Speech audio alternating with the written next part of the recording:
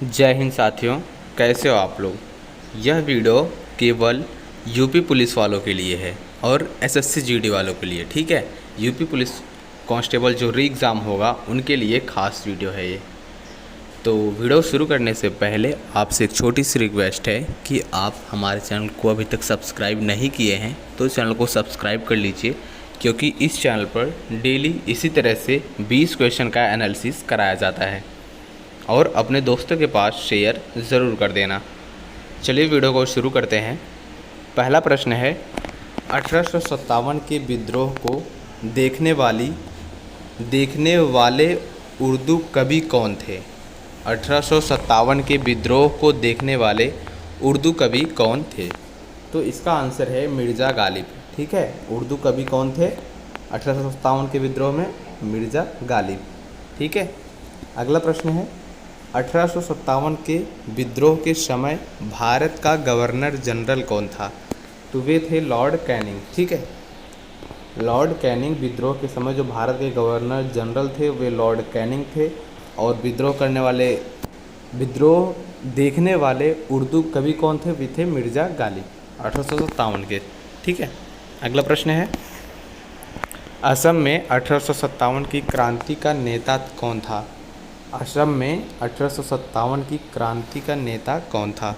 तो इसका आंसर है दीवान मनीराम दत्त। ठीक है, दीवान मनीराम दत्त जी थे। अगला प्रश्न है, फ्रांसीसी ईस्ट इंडिया कंपनी किसके शासनकाल में स्थापित हुई थी। फ्रांसीसी ईस्ट इंडिया कंपनी किसके शासनकाल में स्थापित हुई थी। इसका आंसर है लुई 14 के। ठीक है, लुई 14 के शासनकाल में फ्रांसीसी ईस्ट इंडिया कंपनी जो है लुई 14 के शासनकाल में स्थापित हुई थी। अगला प्रश्न है, वह युद्ध जिसने भारत में ब्रिटिश प्रभुत्व को प्रारंभ किया कौन था। वह युद्ध जिसने भारत में ब्रिटिश प्रभुत्व को प्रारंभ किया वह कौन था। तो वे थे प्लासी का युद्ध। ठीक है, कौन सा युद्ध था? प्लासी का युद्ध था। अगला प्रश्न है, अंग्रेज़ों ने रैयतवाड़ी बंदोबस्त कहाँ लागू किया। तो मद्रास और मुंबई प्रेसिडेंसी के बीच में हुआ था। ठीक है, मद्रास और मुंबई प्रेसिडेंसी में हुआ था।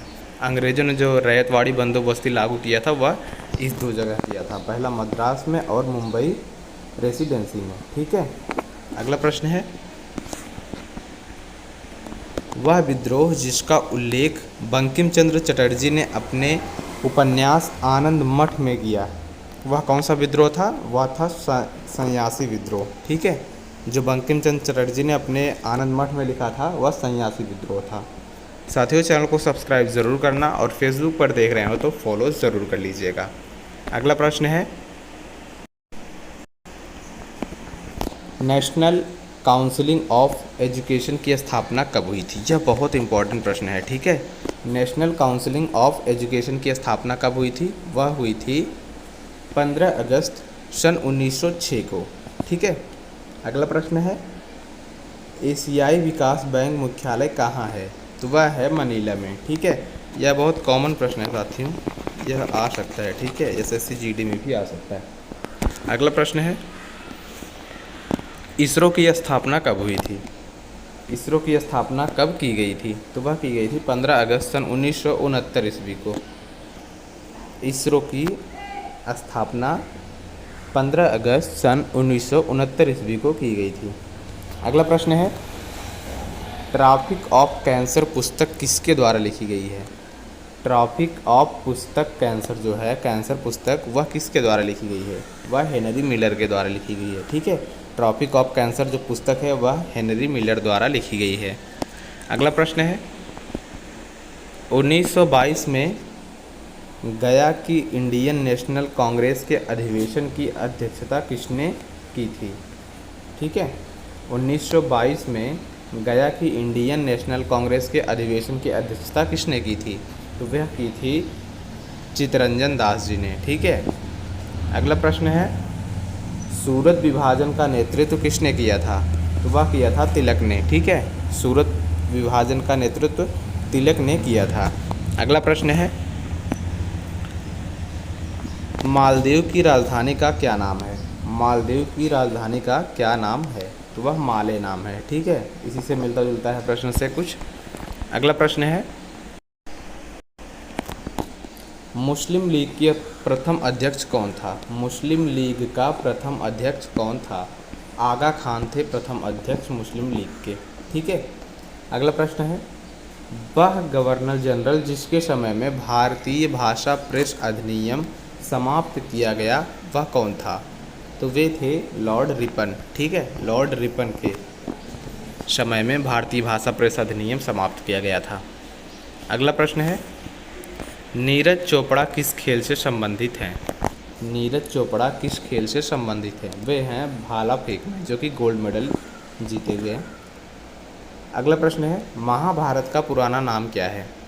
महाभारत का पुराना नाम जय संहिता है साथियों। ठीक है, यह बहुत इंपॉर्टेंट प्रश्न है। महाभारत का पुराना नाम क्या है? जय संहिता। अगला प्रश्न है, भारत का मार्टिन लूथर किसे कहा जाता है? भारत का मार्टिन लूथर किसे कहा जाता है? मार्टिन लूथर, दयानंद सरस्वती जी को मार्टिन लूथर कहा जाता है भारत का। ठीक है, अगला प्रश्न है, विश्व व्यापार संगठन का मुख्यालय कहाँ पर है? विश्व व्यापार संगठन का मुख्यालय कहाँ पर है?